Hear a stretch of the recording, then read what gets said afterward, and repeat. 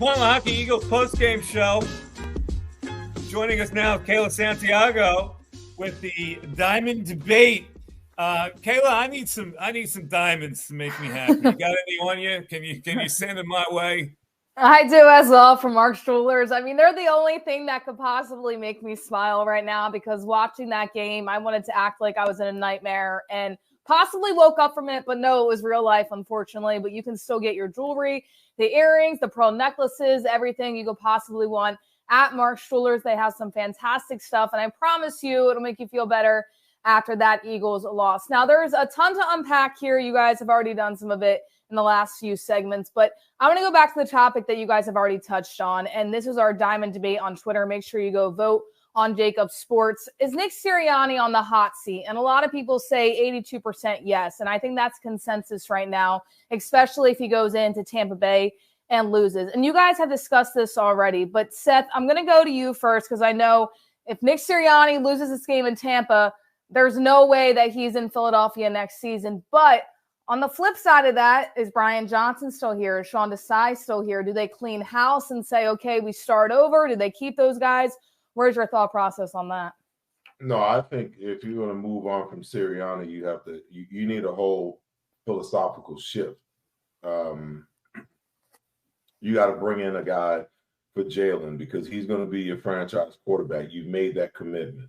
You got to bring in a guy he needs a quarterback coach, and he needs, a system that will not only take advantage of his skill set, but also broaden that from the standpoint of him being able to stand in the pocket and operate, and go through a read the proper way. I liken Jalen Hurts where he is, but I think he's ahead of, where Lamar Jackson was at this tenure of his career. I think he's at that place. Now we've seen Lamar take the next step, go from just a straight up read option running quarterback to a guy, who can push the ball down the field and make throws, and even make throws on the run. But he's operating in a system that requires that he does that, and he's got coaches that requires that he does that. Greg Roman, they moved on from Greg Roman because Greg Roman wouldn't evolve his offense in order to allow for Lamar Jackson to grow. So Jalen needs to grow, and he needs some coaches around him, not his friend, not his boyhood coach, not anybody who's that connected to him, someone that can hold his feet to the fire and force him to grow the way that he actually needs to grow. Defensively, they need a complete shift in their psychology and their methodology as far as how they play defense. This bend but don't break style defense doesn't work. It's okay. There's certain situations where you have to play that way, but that can't be your mode of operation week in and week out, because teams are just taking advantage of it. You got to have a more aggressive version where, when you need to bring pressure and when you need to play man coverage and you need to get physical with people, you can play that way. What's their identity on defense? Their identity is strictly the front 4 or 5 and the pass rush. Everything else there's no identity to it. I don't see anybody flying to the ball, trying to take somebody's head off. I don't see 3, 4, 5 guys swarming to the football. That's the way you play football. But the Eagles don't play that way. And the fact that they're being allowed to play that way tells me that it's okay with the coaching staff that they play that way. Because I never played on a team, very rarely, I should say, played on a team where you could jog to the ball hoping that somebody else was going to make the play. Coaches would call you out, get your ass to the ball and go make the play. Is a new coach the fix to this team, though, Mike? Listen, I agree that if you lose to Tampa Bay, it's such a drastic meltdown that you probably can't bring him back. I just don't think you're going to lose to Tampa Bay. But I agree with Seth. I think you're going to make a change. You got to clean the whole thing and give a different perspective. The irony of that is that Brian Johnson was supposed to be the guy that was going to be really good for Jalen Hurts. So you're giving up on that idea. But this collapse is so monumental. I'm just reading a stat on it.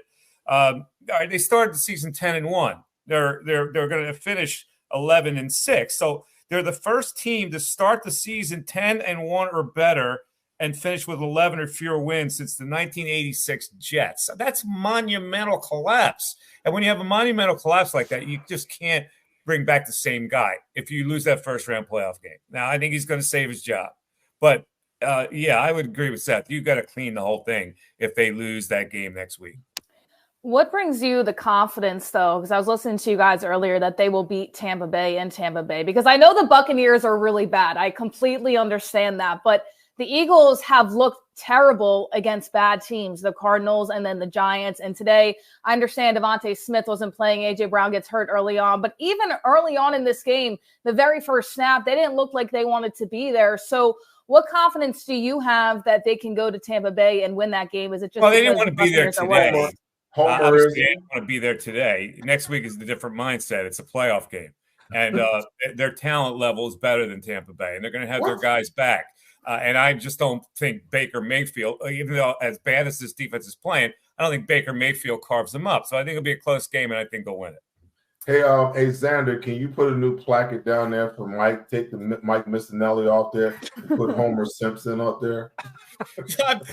Listen, I have – this is not a good football team, and they're going to get pounded by San Francisco. I just can't buy that Tampa Bay's talent level is going to be enough to beat them next week. I think it's a players' game. What evidence? It's not involved in it. The players will have to win that game, and I always look at the team that seems, in my view, seems to be a little more skilled than the other. What evidence? What evidence do you have that gives you the confidence, other than being a homer, that the Eagles? The last thing I am is a homer. I got news for you. I don't have any. Wait a minute, Mike. Let me ask you this question. Which team do you think is a better football team? The New York Giants or the Tampa Bay Buccaneers? The Buccaneers are probably better. Yeah, but this is the last game of year. They obviously, your position is because they checked out in this game, they're going to be checked out for the rest of the year. And I look at it like, okay, maybe you're right. Maybe that will happen.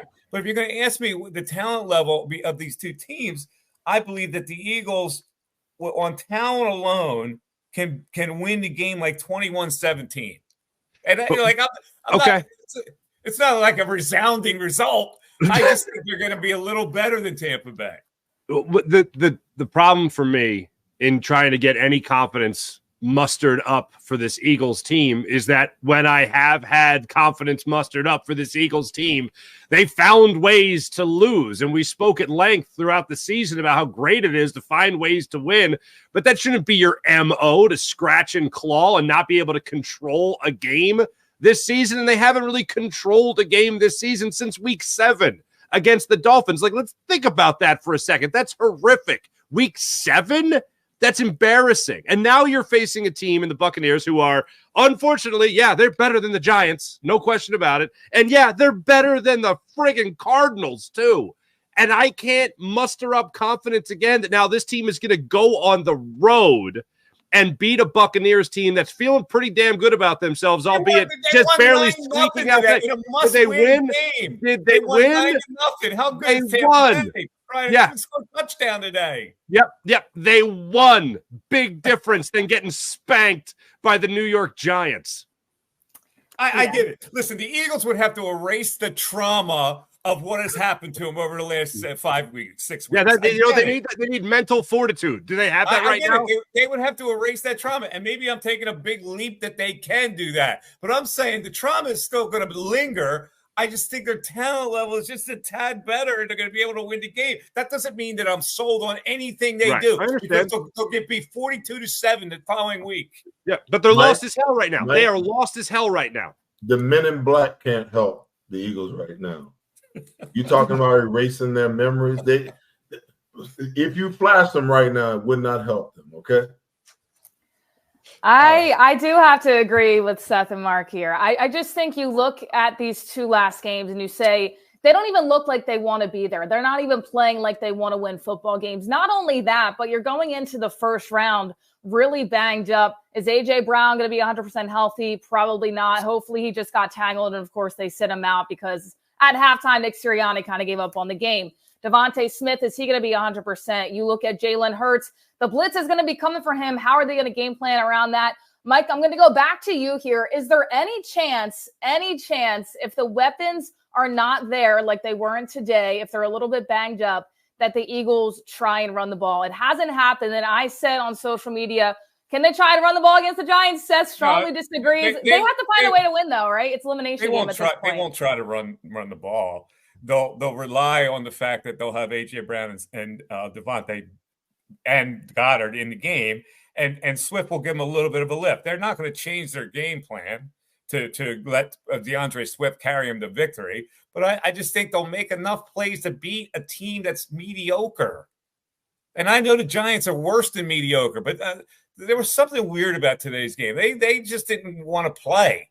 And I guess maybe you can the subplot is they didn't want to play because they knew they were locked into the 5th seed and they didn't have the desire to play. They weren't motivated by a coach. But the playoffs are a different thing. And Seth, you know that. The playoffs give you a new attitude. And you're coming in and the stakes are higher and you know you're better than that team. I don't know. I'm not trying to praise the Eagles by any stretch. This is a very narrow focus on what I believe they could do against the Tampa Bay Buccaneers. And I don't believe that they're fractured enough to lose to that team. I hope you're right, Mike. I hope you're right. And you know what? When you've been I think they're broken. Mike, when you've been optimistic this year, you've been right. This is not even optimism. It sounds pretty optimistic. Well, it's pessimism on the Tampa Bay Buccaneers. I saw the Tampa Bay Buccaneers. They had to sweat their nuts off today to win that game 9-0 in a must-win situation. They stink. All I hear. At least they tried. All I hear, Mike. They won 9-0. He's getting interviewed like he's a hero. All I hear, Mike, is that the Buccaneers had nuts. If the Eagles would have won 9-0, what would you be saying right now? I'm saying the offense stinks. That's still, what I would be saying. The offense stinks. I can't give any credit to the Tampa Bay Buccaneers because they won a game 9-0 today. Hey, listen. They won their division. We didn't. We're almost a losing record. They won a division. That doesn't say anything. Doesn't matter. Didn't we win a division a couple of years ago with a loser? Of course it matters. If you play a stinky division and you're one game over 500, that doesn't make you a good team. No, it doesn't. Because you've seen the year that the New York Giants, their last Super Bowl, they went 9-7 as a wild card team and won the Super Bowl. Don't talk to me about how a team can't shift the narrative. Okay, because how many times does that happen, Seth? Seriously, doesn't matter. How many times in the history of the NFL is a team like the Giants going to happen to win the Super Bowl? It's not going to happen very often. They don't have to win the Super Bowl. The Tampa Bay Buccaneers don't have to win the Super Bowl. They just have to be good enough to beat the Eagles, and they're going to beat their ass next week. And maybe they are. Maybe they are. They haven't sold me on that. Okay, don't believe me? Just watch. And I think, too, whichever team comes out of this, when they go to the next round, it's all said and done. So to me, even if the Eagles win, I'm not going to feel good about it because I don't believe they can get past anybody else. On a side note, too. They're going to get demolished by San Francisco. Yeah, they will. So I'm not being optimistic. I'm saying they're just a little better than that team. But I don't want them to get my hopes up at all, even though I'm saying they're not. If they do win, I might say, okay, maybe there's a small chance. Maybe the football gods will be there. I don't think so. You won't. There's no way you're probably right. You're probably right. That, but you never know. You never know. There's no way you'll say that because you're realistic enough to know that would never possibly happen if they could be good enough to beat the 49ers. Probably not. Cindy Brown also is believed to tore his ACL. And I said this earlier, too. I wish the NFL would stop worrying about the tush push and worry about MetLife because there has been so many injuries there as of late. But nevertheless, I mean, the Eagles, I don't think that they win in Tampa Bay. And I'm curious to see what they do with the coaching staff. I know we only have a short amount of time left in this segment, but I want to go around really, really quick. Mike, I'll start with you. If Nick Sirianni is done with Philadelphia, who would you like to see step up in that role? I have no idea because it doesn't matter what I think. What they're going to do is discover the next new shiny toy you got.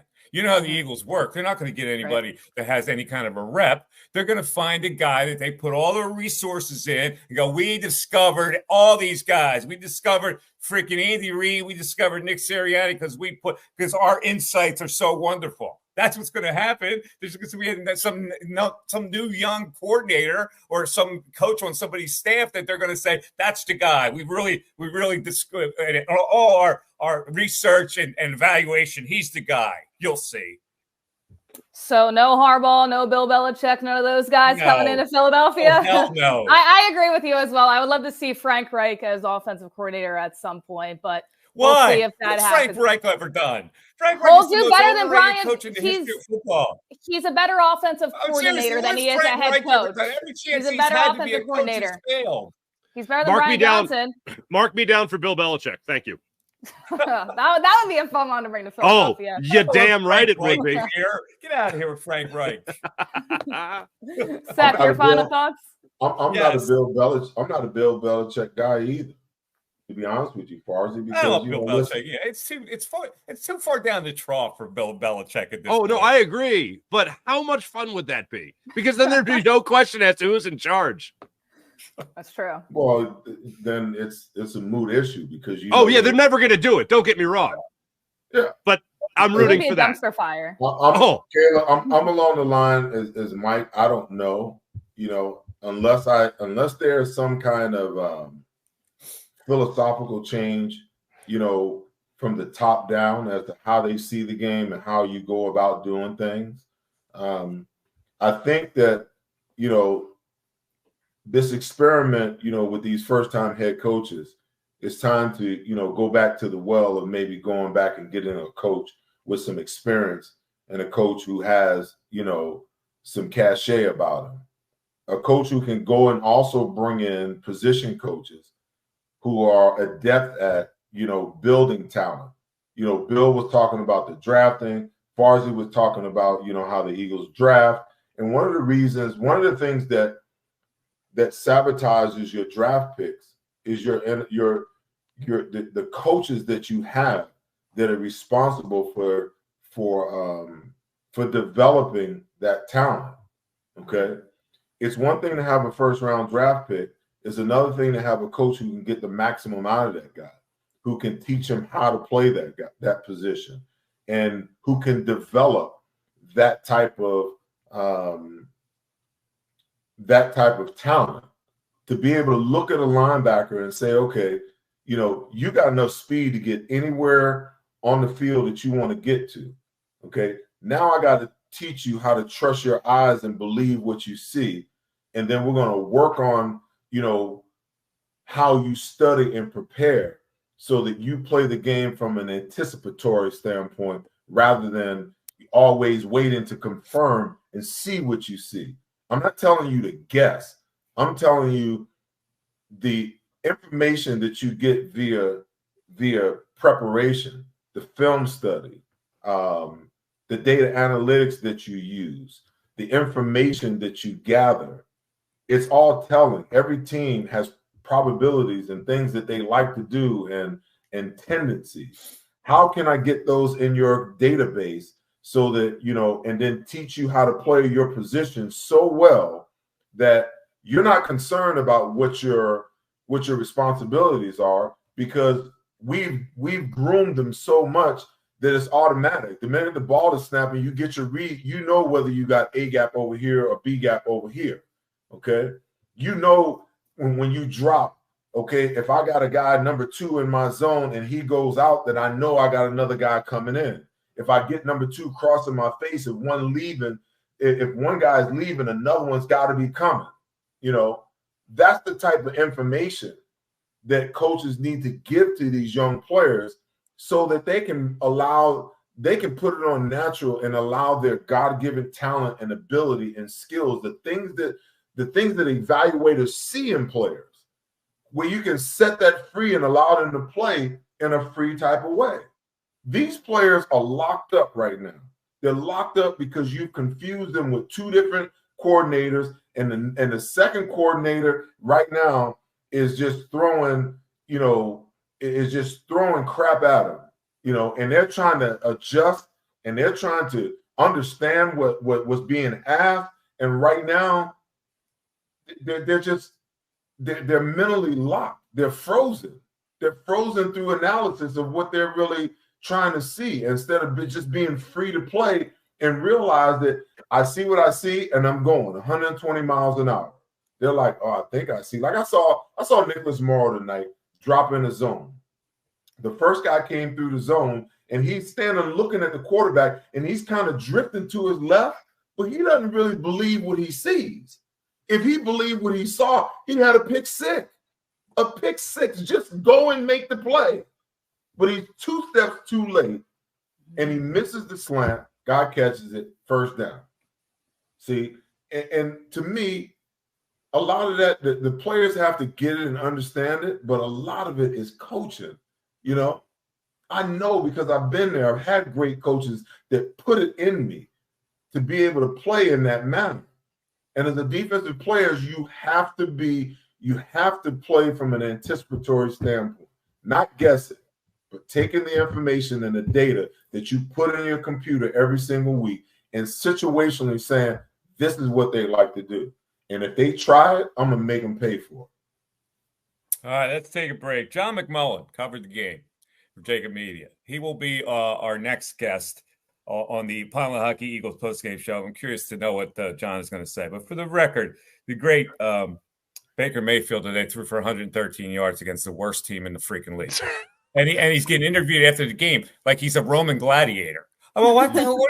You got to be kidding me. All right, let's take a break. We're back after this. Hello. And welcome To the Diamond Debate with Liam and Hillary. in the heart of Montgomeryville, Pennsylvania. What you got for us today on your right hand, Hill? Today we've got a right-hand ring, Liam. What is that? It's a ring that you would wear on your right hand. That's it? That's all there is to it. Okay. It's meant to balance your left hand situation, or if you're not engaged or married, it says, I'm not engaged or married, but I still have this over here that's sparkly. A lot of other ways you can say that. No, not if you're trying to wear jewelry. Which Okay. one's your favorite? I love this Art Deco moment. I mean, with these beautiful baguettes and round diamonds. I mean, who wouldn't say no to one of these? Baguettes are hot right now. People also love an eternity band. It's beautiful. Great for the other hand. That's right. So come on down here, for love grows here at Mark's Jewelers. Every day of the week except Sundays and Mondays. That's because we are closed.